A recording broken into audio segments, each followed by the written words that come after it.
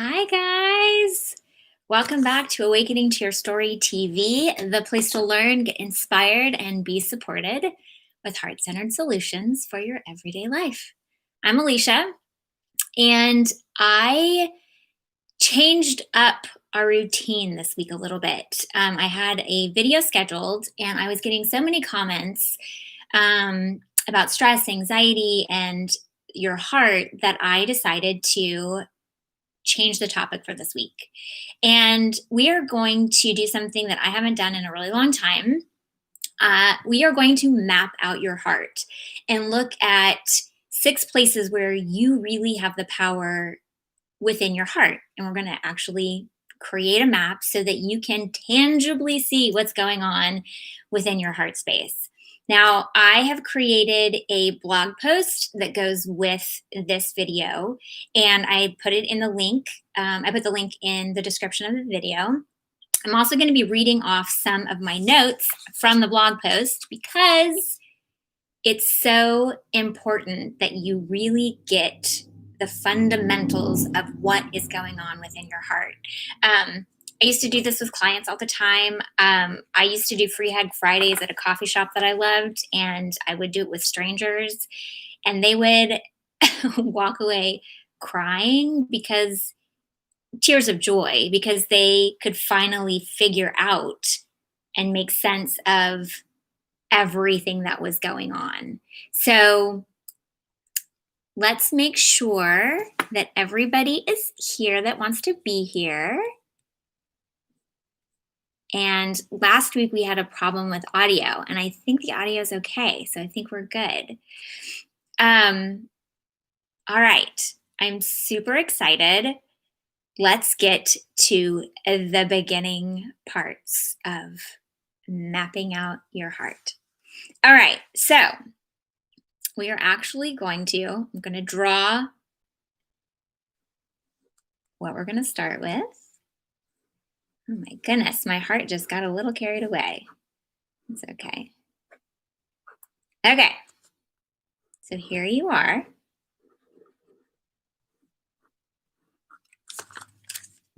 That's your heart. Now, you are a brilliant mix of divinity woven into humanity. And you're completely unique. There's no one that's ever been like you, and there will never be anybody like you later in life.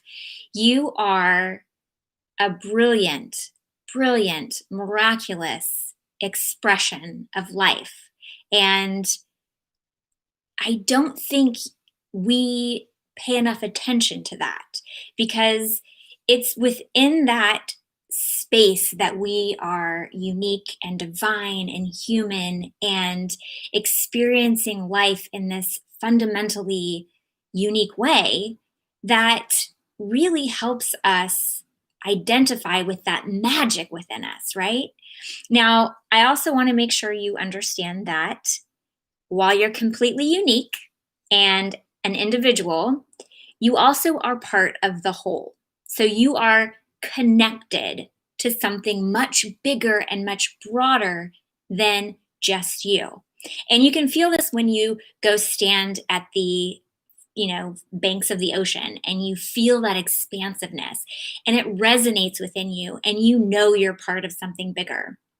Or if you're out and you see a big vista or a small beautiful flower and you're like, it's so intricate and magical and I am part of that. We are connected together, right? So this is you. This is your emotional heart. And next up, we are going to look at your fundamental and essential truth. So I'm just going to draw it in here. This is the truth that radiates in you, right? You come into your human experience completely in harmony with the divine and all of the elements in the world. And you don't necessarily have words for that when you're a small child, but you feel it. It radiates within you and through you. This fundamental and essential truth allows you to be completely who you are, full of life, fully supported, worthy, enthusiastic, curious, joy filled, intrigued, and completely resilient, right? So you have all this powerful truth woven into your humanity. And if you look at a kid, like a small child, nothing's off limits to them. They go out and they are completely present, they're engaged, nothing is out of reach. They try for everything, right? They have that sense that their truth just is. There's nothing hindering it, right?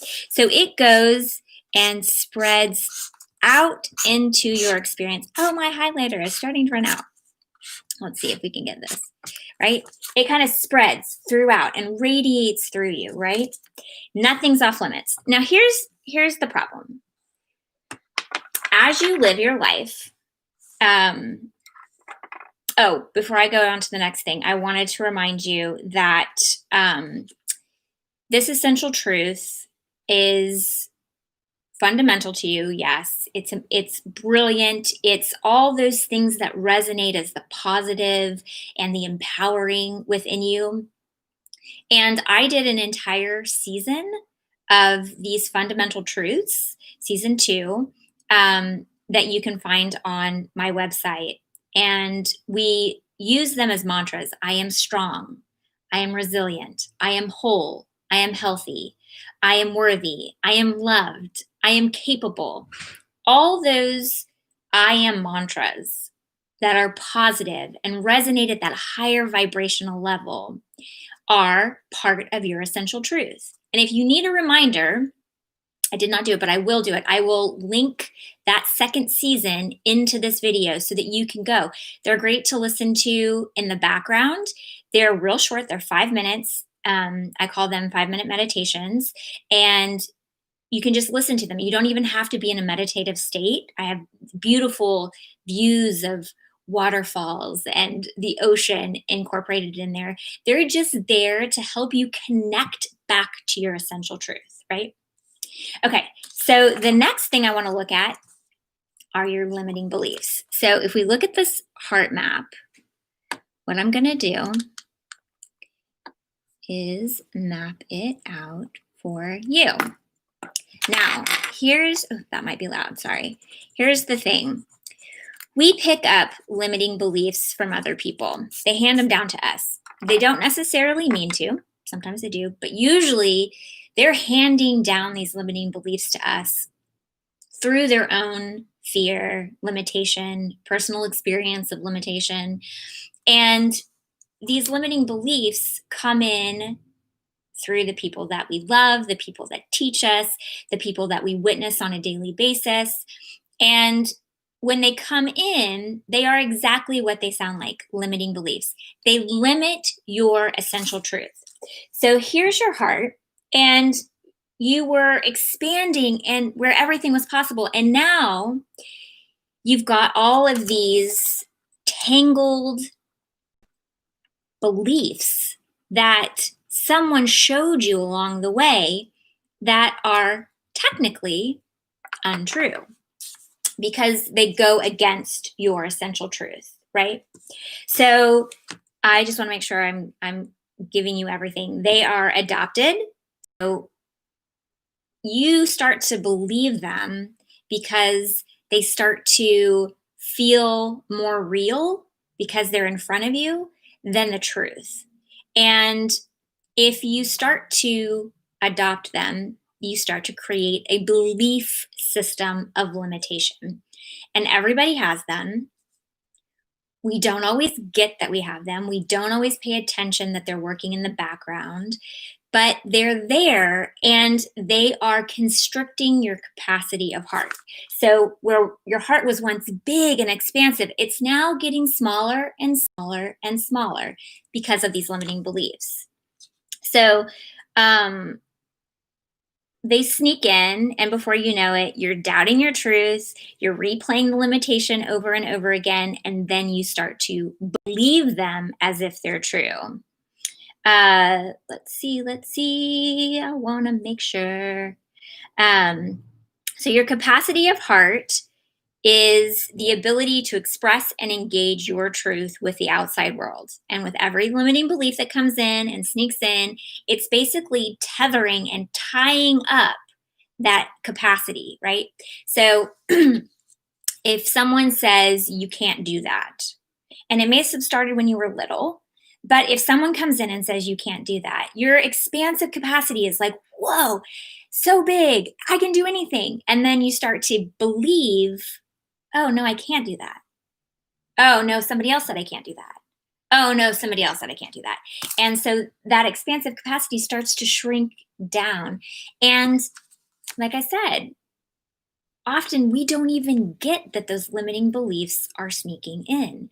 And if you really start to pay attention to your thoughts and you start to engage with them from a place of curiosity, which is part of that essential truth, you'll start to witness what feels more real and what doesn't. Oh, that doesn't necessarily feel good.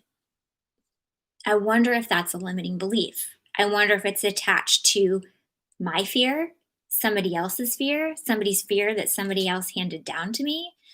Just start to really get engaged and stay curious about how you're feeling, because none of your feelings are wrong. None of your feelings are there to keep you pinned into that limited capacity. If you're feeling something and you're reacting to one of these limiting beliefs, that feeling is an indicator to help you figure out which limiting belief is ready to go, which essential truth needs to be brought to the forefront of your mind, right?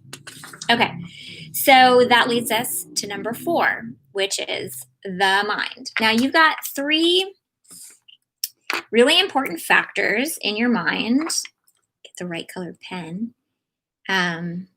That are always working for you.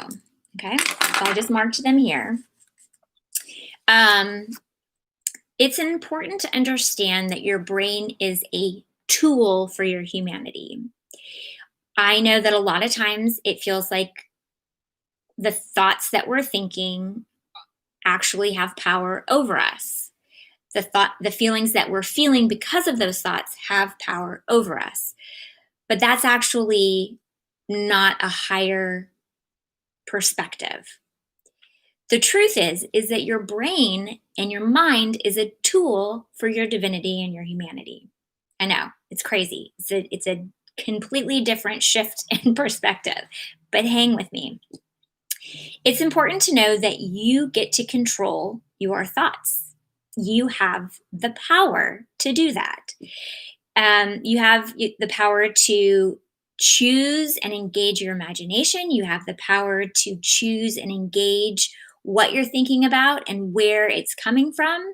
And it's valuable as you're doing that to get familiar with 3 different parts of your brain: your hippocampus, your amygdala, and your prefrontal cortex. Now, your hippocampus is the part of your brain that creates and stores facts and memories. Think of it like a worker bee. If you have a big office, it's the worker bee that is doing the job of keeping everything in track, keeping everything that you need ready to go in the brain, right? Now, your amygdala is also working for you on a regular basis in that factory of your brain, and it's more like security.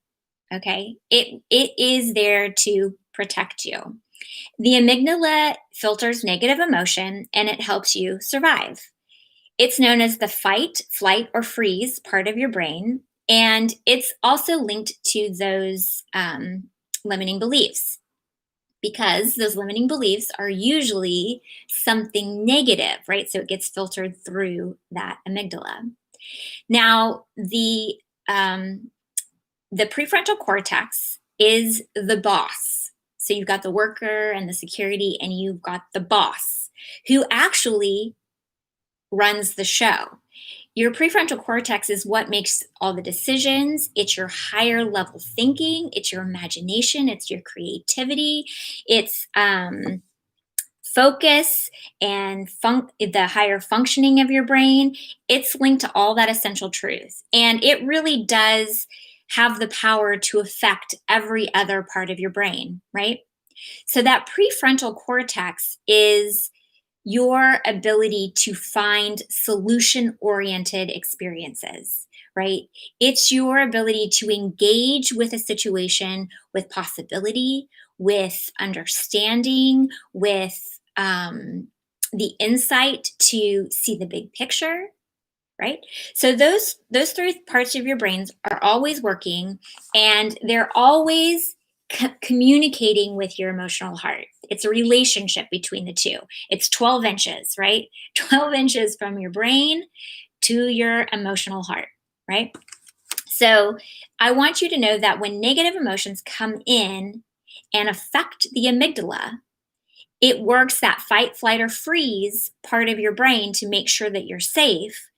But your prefrontal cortex has the power of higher level thinking to create a solution, to help you find a place to slow down and figure out what is real and what is true and what you truly want out of the experience. It has the ability to create that shift for you. Okay? So that's the mind. That's 4.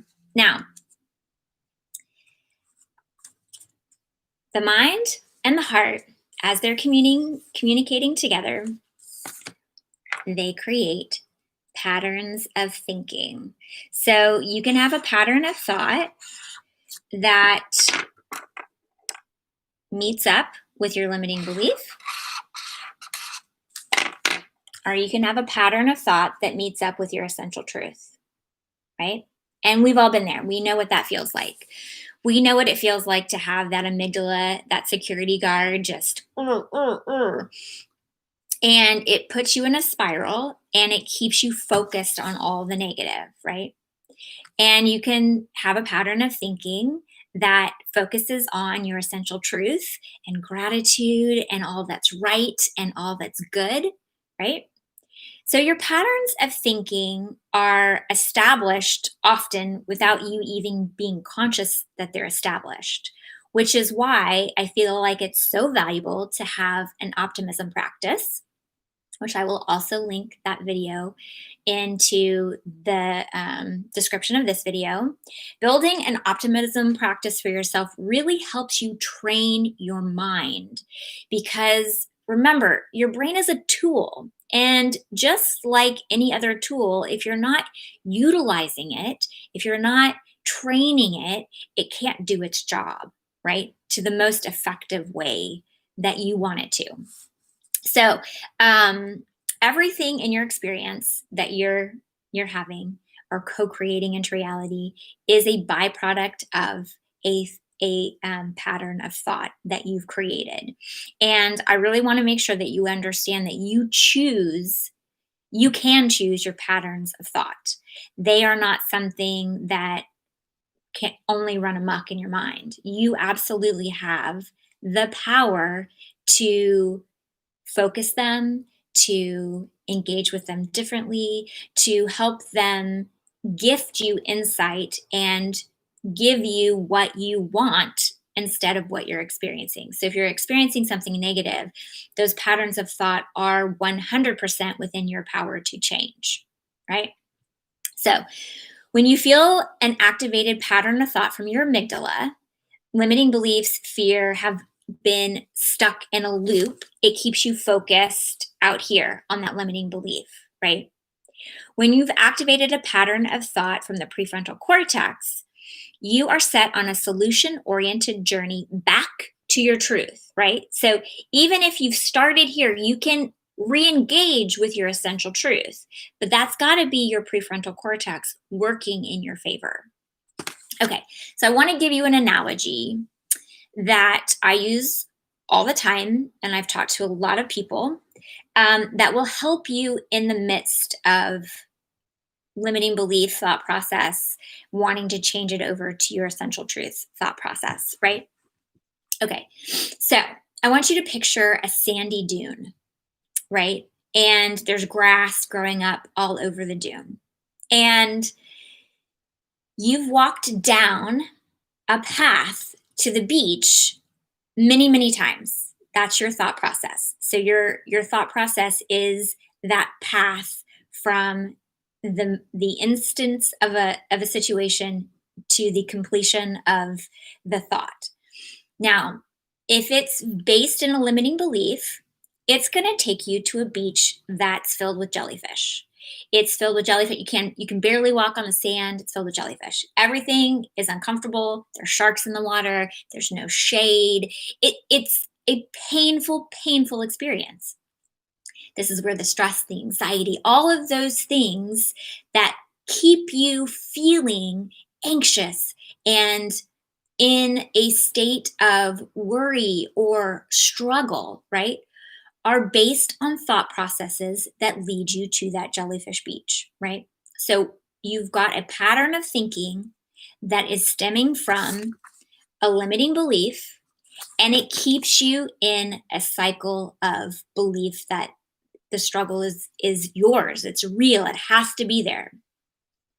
Now, if you're thinking a thought process that is attached and stemming from your essential truth, you've got a path that leads you to what I like to call the Pina Colada Beach, where it's pristine water and it's lapping up against a beautiful white sandy beach. There's beautiful turtles waiting to swim with you. There's a chase lounge and a hammock with palm trees and a pina colada waiting for you, right? Just a fancy cold beverage waiting to bring you joy and happiness. Now, if you have a practice of optimism, you are often thinking on that path that leads you to that beach where life is good. Things feel like it's working in your favor. You've got everything that you need to feel that joy and harmony in your life, right? So you have the ability to have paths to both beaches. Now, here's the tricky thing. If you have a limiting belief that has set you on a path to the negative thoughts and negative feelings to the jellyfish beach, often what happens is the grass grows up on that Pina Colada Beach path. Now, I know that I have had in the past, I've discovered limiting beliefs that I've believed for decades and didn't even realize that I was believing them. So, in relationship to that scenario, my Pina Colada Beach path was covered in grass. I didn't even know how to get there because I had walked so firmly time and time again down the path to the jellyfish beach where the thought at the end of that path of thinking was negative. And the sand had kind of the grass had worn away and you could see the sand, and it was the logical path for me to take every time I thought that thing. Now, when you activate your prefrontal cortex and you shift your perspective and you go, oh, okay, that limiting belief that I can't have, let's just say that that's the example. Oh, that thing I want, right? I have a feeling it's something that I want. Oh, no, it immediately stimulates a thought pattern of you can't have. And that's tied to a limiting belief that who knows where I picked it up, right? Oh, nope, you can't have it. And I go into a place where I start thinking about all the things I couldn't have, all the things I can't have, all the things I'll never have. And it takes a conscious moment of going, oh, I don't like that negative thought. I don't like feeling that stress. I don't like feeling separated from what I want. Okay, let me map it out. There's the limiting belief. There's the pattern of thinking. Now I've got to build a new path back to my truth, back to the Pina Colada Beach. So, what is the truth? If I go to what is essential to me, what is divine and essential to me, if I have a desire, it's created because I'm meant to create something. I'm meant to have that thing. Oh, I can have what I want. Wait a minute, that's unusual. Let me think about it. And each time you start to think and engage on that new path of thinking, right? You start to allow the grass to grow up on the limiting belief, and you start to wear down a new path to the essential truth. Okay, well, let me think. When were there times that I did get what I wanted? Let me think about that. Let me go to my optimism practice and write down some cellular memories, those memories of having that resonate to every cell of my being. Okay, let me focus there. And that prefrontal cortex is helping you focus where you want to, where it feels better, where life is working for you. Because the truth is, that's part of your essential truth. That's You came into this place knowing that. And who knows who told you that you couldn't? It doesn't matter. The fact is that you can untangle one of these limiting beliefs and expand your capacity of heart, right? Does that make sense? Okay, so pull out that analogy of the pina colada beach versus the jellyfish beach. You can call it whatever you want, but picture it in your mind. Give yourself that analogy in that moment to really think. Get curious and think about what you're feeling. If you're feeling stress, what is the language around that stress? Because I promise you, there's a limiting belief tied to it. And it's in your power to untangle that and find your path back to your essential truth, back to the pina colada beach, right? Okay. Now, the last thing that I want to talk about is the reflection and the mirror that the world is to your own heart. So, I don't have my green. I don't have my green pen. So let's just say this is the world, which is a very, very terrible sketch of the world. But we're going to call this the world.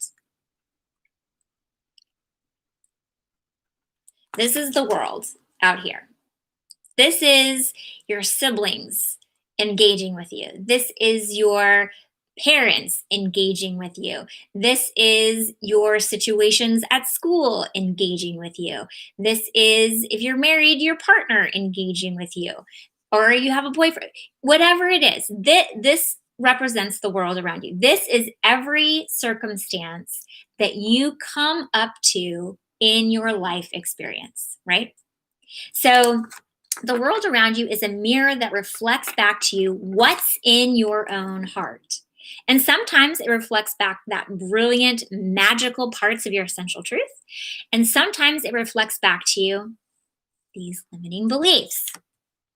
If it's reflecting back to you something that's limited, don't worry. It's not bad. It's not bad. I know it feels bad, but it's not bad. There's nothing wrong with you. There's nothing fundamentally off with you. It is just your heart trying to let you know that you're ready for your capacity of heart to expand. So you're ready for your essential truth to take the forefront and those limiting beliefs to get untangled and dissipate into the rearview mirror of your life. So when a situation comes into your life and it bumps up against one of these limiting beliefs, you're going to feel reactive. You're going to feel that it has a million different hats it wears. It's stress, it's anxiety, it's frustration, it's sadness, it's fear. Any of those negative emotions that feel reactive to something, it is your indicator. That emotion is healthy. That emotion is trying to tell you that there's something that needs to shift for you. Your limiting beliefs have gotten too big, and it's time for it to shift out so that you can expand into a broader capacity, right? So if you have a situation where Hannah typed in and left a comment the other day. She was talking about going into school next year and feeling stress and anxiety and worry to the point where she felt paralyzed, right? So her external factor, her world that's reflecting back to her, the mirror that is reflecting back what's in her own heart, there's some sort of limitation here that is keeping her in that fear state. So she has that initial state.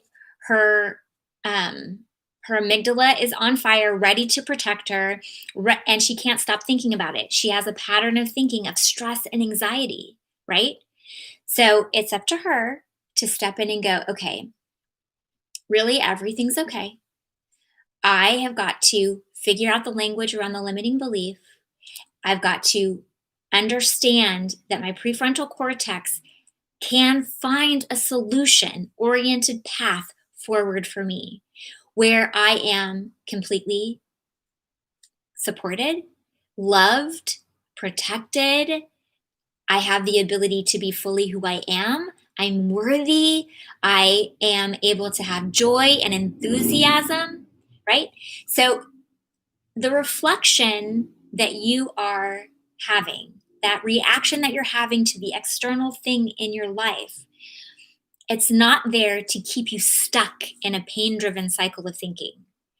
It's not. That is there to act as volume so that you'll know where to focus your attention, right? If you're having a problem with a sibling or a parent, it's not about them. It's not about, it's for Hannah, it wasn't about the school. It's about her own heart. It's not about your sibling. It's about your own heart. It's not about that boyfriend that won't do what you want him to do. It's about your own heart, right? You've got to settle in and make sure that you're focused where you have power. And this is where you have power, right?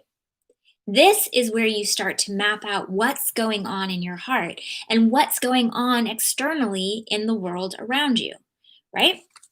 Okay, so I want you to know that this is just the beginning of the heart mapping stuff, right? When you can understand this, when you can start to utilize this in your everyday life and start to thought by thought figure out how to get into a place where your prefrontal cortex is the one running the show, when you start to use those thoughts to get you in a place where you have that optimism practice and you have your focus on what is essentially true to you, your worth, your value, your possibility, your the joy that you are entitled to experience as the divine human being that you are, right? As you start to focus there, things will start to feel a little bit more neutral. And that's when we get to really start to map out those external factors and see how it really works within your story and in your life, right? Now, I'll do another video about that part later. I like to try to keep these to a 20 to 30 minute time period. So I want you to have that information for now as you start to engage. If you have questions, as always, please comment. I'm happy to explain anything further. I have a starter kit that is on my website that walks you through a whole bunch of scenarios. Oh, that's really bright. Helps you map out your heart, gives you exercises to do that.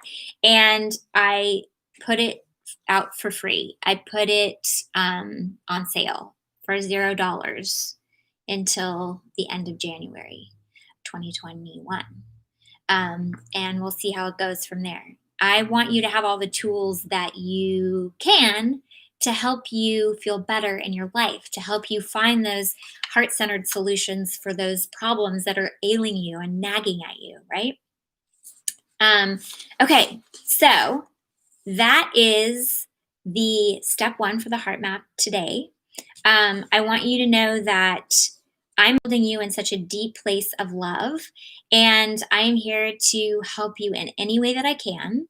So let me know if you have questions, if you started to think about some of your essential truths that feels really strong and some of your limiting beliefs that feel really strong. Write them in the comments. Let me know what you're working on, and I will help cheer you along as you go.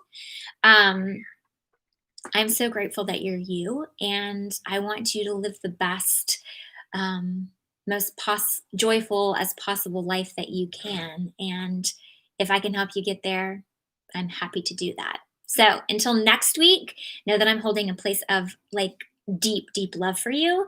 And go to the links in the description, click over, head over to the blog, read more, get this stuff to be second nature. Look at it as much as possible, engage with it. This is your heart. This is where you have power. And I cannot wait to see what you do with it. Okay, I will talk to you next week.